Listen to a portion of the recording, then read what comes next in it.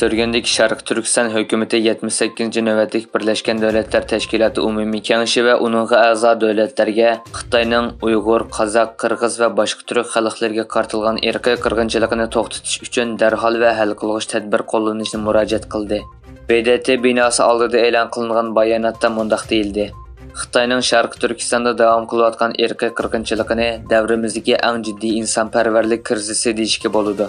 Xalqaro jamiyatning gazgacha jimjitligi va polish holga tushib qolishi Uyg'urlar va boshqa turk xalqlarga xiyonat bo'lib qolmay, yana kollektiv insoniy vijdonimizning parakandichiligidir.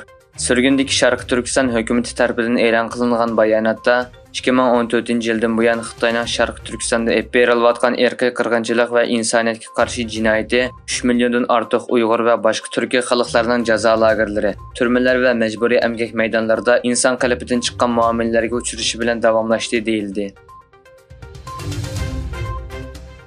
Xitoy doiralari Lanjudagi uzun yillik tarixga ega Shingvan masjidini majburiy chiqib o'zgartirishga boshlagan bo'lib, mutaxassislar Xitoy da'vo qilayotgan musulmonlarning e'tiqod erkinligi siyosatining mavjud emasligini, Xitoyning Sharq Turkistonda ijro qilayotgan irqiy qirg'inchilik jinoyati Xitoy siyosatining qaysi darajaga borganligining namoyandasi ekanligini bildirishmoqda.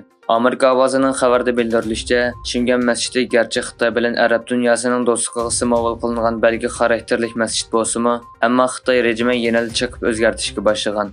Bildirilishicha, Shingvan masjidi uzun tarixga ega qadimiy masjid bo'lib, Ming sulolasi davrida silingan va 1687-yilda qayta yasalgan.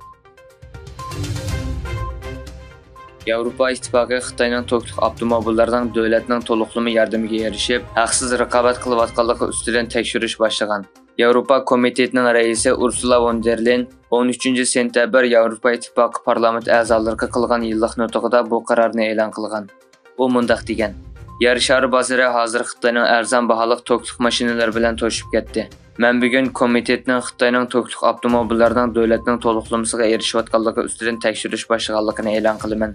Ursula von der Leyen dunyo to'kliq avtomobil bozorida Yevropa shirkatlari ko'p bo'lsa-mu, biroq ularning g'oyasidir davlat to'liqlamasidan bahramon bo'layotgan raqobatchilarga tengib bo'lolmay shallanib ketayotganligini ta'kidlagan. Yaqin oylarda Xitoy tashqi ishlar ministri Qin Gang hech qanday tushuncha berilmasdan g'oyib bo'ldi va 7-oyda vazifasidan ep tashlandi.